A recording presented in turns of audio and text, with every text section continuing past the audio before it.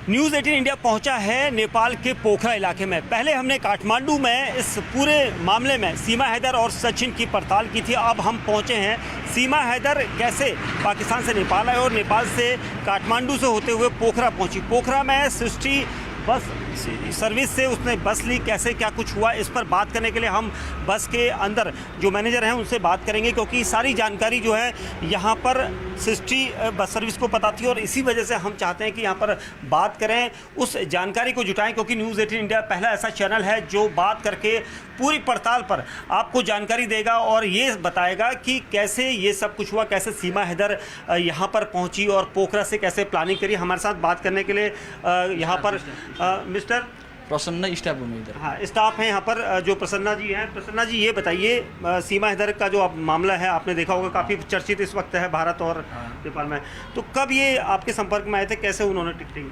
हाँ, 12th में किधर से गई थी वो। 11th में को हमारे ओनर को एक फ़ोन आया था, उन्होंने मुझे फ़ोन नंबर फॉरवर्ड की थी और मैंने उनको व्हाट्सएप पे इधर आने के लिए बोला था। हमारा गाड़ी 7 बजे से निकलता है, आप इधर आइए बोला था और वो इधर आई और बस पे चल बैठी, टिकट करवाई और हमने पूछा उनके पास आईडी है कि नहीं है, उन्होंने बोली हाँ आईडी है और हमने उसको टिकट करके उधर बस में बैठा दिया। क्या नाम बताया था उन्होंने? मीना, ये सब कुछ दूसरा मीना और कुछ कहा था, वो 2 महीने की बात हुई ना, वो नाम क्या बोला हमें पता नहीं था उधर। अच्छा, सीमा नहीं बताया कुछ? सीमा तो नहीं है, वो क्या बताया नहीं मुझे मालूम नहीं है। वो सीमा, मीना और कुछ ऐसे कुछ बताया था। हाँ, तो आप लोग बुकिंग करते हैं तो रिकॉर्ड रखते हैं उसका? रिकॉर्ड तो हमारा वो जो सारे आदमी बस पे बैठते और बस पे जो स्टाफ लोग थे वो नेम लिस्ट बनाते हैं और वो कौन सा देश का है वो क्या है वो बस वाले करते हैं। बस में जो स्टाफ होता है ना वो लोग करते हैं। तो आपके पास संपर्क में आई थी तो कितने में ये बुकिंग हुई थी और कितने लोगों की हुई थी? मुझे लगता है उन्होंने 4 सीट बुक किया था। अच्छा, 4 सीट बुक किया था। 4 सीट किया था, लेकिन 4 बच्चों की अलग अलग टिकट होती है कि उसने एक ही ना, लेकिन टिकट तो एक ही होता है सिर्फ, लेकिन वो बस में जो स्टाफ हो ना वो लोग सारे के नेम लिस्ट, जो नेम लिस्ट होता है पैसेंजर लिस्ट, उसमें सारे के नाम लिखते हैं। अच्छा, उसमें सबके नाम लिखे गए? सबके नाम लिखे थे। और कितनी तारीख की है टिकट की? 12th में की टिकट थी इधर से। 12 मई? हाँ, 12 मई में। और आपने देखा होगा यहाँ पर कितने बजे ये बस चलती है? बस सुबह 7 बजे निकलती है इधर से। वो सुबह 7 बजे? हाँ, तो 10-15 मिनट पहले आई थी और टिकट करवाई और पूछा हमारे आपके पास आईडी है, उन्होंने बोला आईडी है और बैठ गई बस में जाकर। उसने आईडी में क्या दिखाया? आईडी नहीं था, हम इधर पूछते हैं, ड्राइवर लोग पैसेंजर लिस्ट बनाते हैं। अब हमारे भैरवा में भी एक ऑफिस है, उधर नेम लिस्ट बनाते हैं, उधर वो उधर बॉर्डर पे ना उधर भेजते हैं वो नेम लिस्ट। अच्छा, तो मतलब उसके पास आईडी तो यहाँ की होगी, नेपाल की होगी नहीं, पाकिस्तान की आईडी थी? नहीं, हमने तो बोला उसको आप हमारे गाड़ी पे सिर्फ इंडियन और नेपाली लोगों की अलाउड है और दूसरी कंट्री कोई देश की अलाउड नहीं है। हमने पूछा आपके पास इंडियन आईडी है, उन्होंने बोला हाँ इंडियन आईडी है और बैठ गई, चली गई। मतलब झूठ बोल गई? झूठ बोली क्या बोली वो हमें तो मालूम नहीं है। अपने बच्चों के क्या नाम बताए थे उन्होंने? बच्चों के नाम थे, हम इधर नहीं लिखते और बस वाले स्टाफ लोग हैं ना वो टिपते, उन्होंने क्या टिपा मुझे मालूम नहीं। अच्छा, कितना टिकट होता है यहाँ से अगर वहाँ जाएंगे? 5000 नेपाली है का। उसने कितना रुपया पेमेंट किया? उसने हमारे वो बच्चे लोग थे इसलिए हमने तो डिस्काउंट कर रहा था, कुछ डिस्काउंट कर दिया था उनको और उन्होंने मेरे ख्याल में 12,000 रुपये इधर दिए थे कैश नेपाली रुपीज़ और बाकी जो 6,000 होते हैं ना वो हमारे वो दिल्ली के इंचार्ज जोन हो, इंचार्ज को पेटीएम कर दिया था, पेटीएम और यूपीआई को कर दिया था। वो किसने किया था? इसलिए उन्होंने कुछ आपने इंडियन वाले से कुछ के बात करवाई और हमने उनको वो जो इंडिया के हमारे इंचार्ज का पेटीएम वाला नंबर होता है ना वो नंबर भेजता और उन्होंने उधर पैसा डाल दिया। अच्छा, वहाँ सचिन जो उसका प्रेमी है, साथी है कोई हमें मालूम नहीं है वो। कुल 18,000 रुपये में टिकट की बात हुई? हाँ, कुल 18,000। तो ये उसने नेपाली करेंसी में? हाँ, नेपाली को इसमें कुछ पैसे नेपाली में दिए और बाकी जो 6,000 रुपये है वो पेटीएम कर दिए।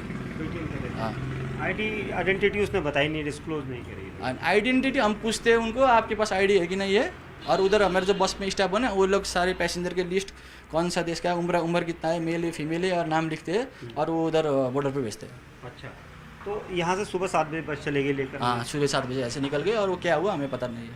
तो बॉर्डर, यहाँ से बॉर्डर कितना दूर है? यहाँ से बॉर्डर तो 280 किलोमीटर पड़ता है। कौन सा बॉर्डर से निकली आपकी बस? सिद्धार्थ नगर बॉर्डर से। सिद्धार्थ नगर से होते हुए यूपी में दाखिल हुई? हाँ, यूपी से और आगरा से और दिल्ली, लखनऊ आगरा दिल्ली जाएगी। ऐसे रूट पे जाती? हाँ, ऐसे रूट पे जाती है। रोजाना बस निकलती है आप लोग? हाँ, रोज़ निकलती है। अच्छा, उस दिन जिस दिन सीमा हैदर गई थी कितनी सवारियाँ होंगी गाड़ी में? उससे ड्राइवर स्टाफ ने बोला था 36 लोग थे, 36 लोग बस 37 सीट होता है, 36 लोग। आप लोगों को तो काफ़ी अनुभव है, इतने समय से ट्रैवल एजेंसी आप चला रहे हैं, तो क्योंकि जो बस सेवा है ये तो भारत और नेपाल के नागरिकों के लिए है, क्योंकि सिर्फ मैत्री सेवा बताया गया है, तो इसमें ये अवैध रूप से इलीगल तरीके से चली, क्या चेकिंग नहीं हुई बस की?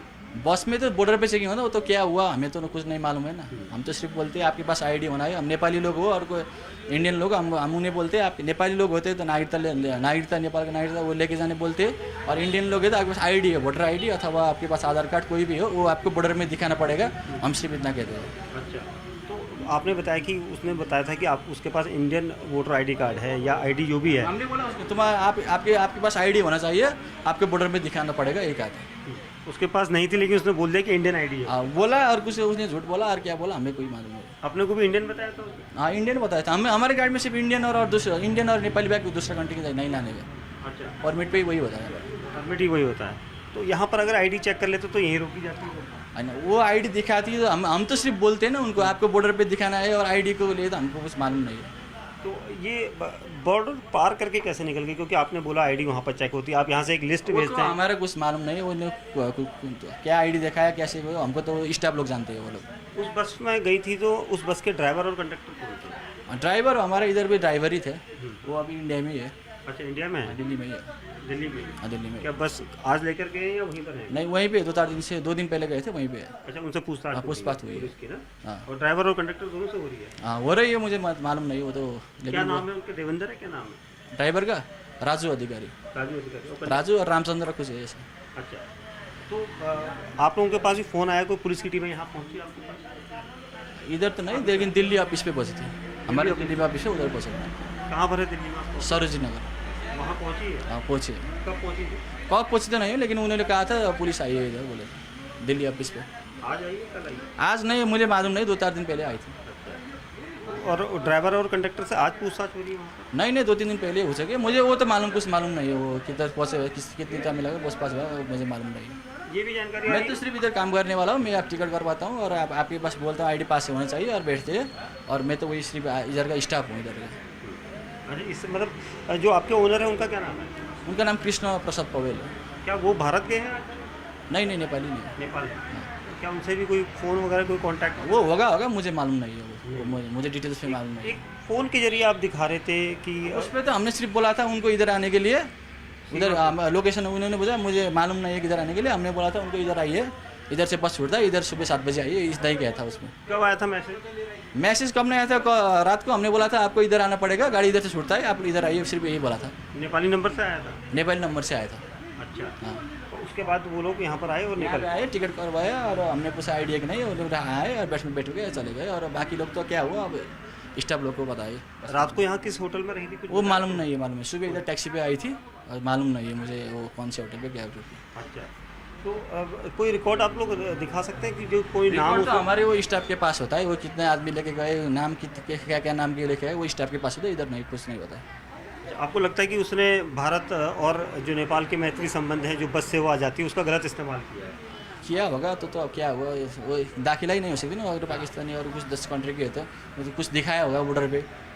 तो शुक्रिया हमसे बात करने के लिए। प्रसन्ना गौतम हैं जो यहाँ पर स्टाफ हैं, और इनके जरिए ही यहाँ पर सीमा हैदर पहुँची थी, और इन्होंने जब आईडी मांगी, क्योंकि इनका ये दावा है कि यहाँ पर हमेशा भारत और नेपाल के ही नागरिकों की यहाँ से आवाजाही, और जैसे भारत गए हैं नेपाल के नागरिक और नेपाल से भारत आए हैं और भारत से नेपाल आए हैं, इन्हीं नागरिकों को यहाँ पर परमिशन होती है, क्योंकि उनके आईडी कार्ड से ही काम चल जाता है। लेकिन सीमा हैदर जब यहाँ से निकली थी तो उसने ख़ास तौर से प्रसन्ना गौतम को व्हाट्सअप किया, और व्हाट्सअप करने के बाद उन्हें दिखाया कि यहाँ पर जो है वो यहाँ पर आएँ और यहाँ पर से टिकट लें। प्रसन्ना जी, एक चीज़ और पूछनी थी, अगर वो व्हाट्सअप दिखा सके हमारे दर्शकों को, आपके पास कल आप दिखा रहे थे, तो थोड़ा सा हम चाहते हैं कि हमने उस पर कुछ नहीं किया था, हमने बोला उनको इधर आने के लिए, इधर से गाइड लोकेशन भेजा है सिर्फ, और कुछ नहीं, बात नहीं।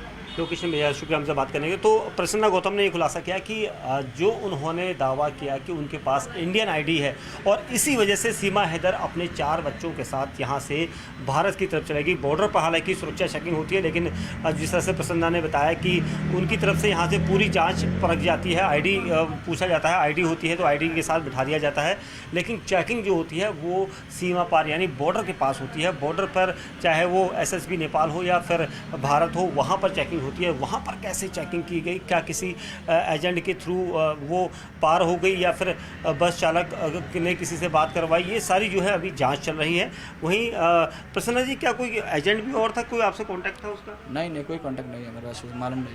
कोई और नंबर था आपको? नहीं नहीं आया कुछ। उसके पति का दिल्ली से ऐसे उन्होंने हमारे जो ओनर साहब है पहले उनको फ़ोन आया था, उन्होंने मुझे बोला कि उसको लोकेशन भेज दो, वो कल दिल्ली जा रही है, दिल्ली जाने के लिए टिकट पूछ रही है, उनको लोकेशन भेज दो बोला था उनने, और हमने वही किया था सिर्फ। अच्छा, और ये टिकट ओवरऑल बुक किसने करवाई थी? पहले ऑनलाइन होती होगी?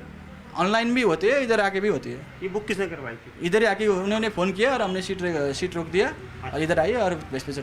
सीधे सीमा हैदर ने करवाई? सीमा हैदर ने नहीं, उन्होंने हमारे ओनर ने उनका नंबर भेजा था, हमने हमारे ओनर ने कहा कि आपको उसको लोकेशन भेज दीजिए किधर से गाड़ी छोड़ता है, हमने लोकेशन भेज दिया, इधर आ गई और चली गई। ये तो नहीं कहा था कि भारत से टिकट बुक करवाई गई है?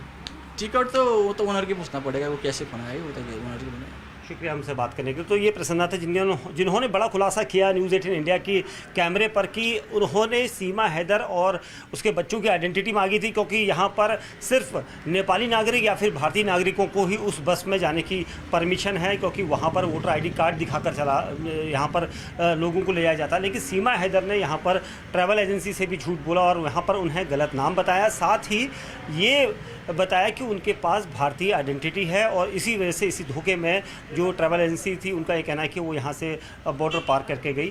फिलहाल इस पूरे मामले में अभी भी जांच जारी है, क्योंकि उनके जो यहाँ सृष्टि बस सर्विस है, इनका एक ऑफिस दिल्ली के सरोजनी नगर इलाके में है, और वहाँ पर भी ड्राइवर और कंडक्टर से पुलिस के द्वारा पूछताछ की गई है, और ये जाँच अभी भी इसी तरह से जारी है। कैमरामैन विमल के साथ दीपक बिष्ट, न्यूज़ 18 इंडिया, पोखरा, नेपाल।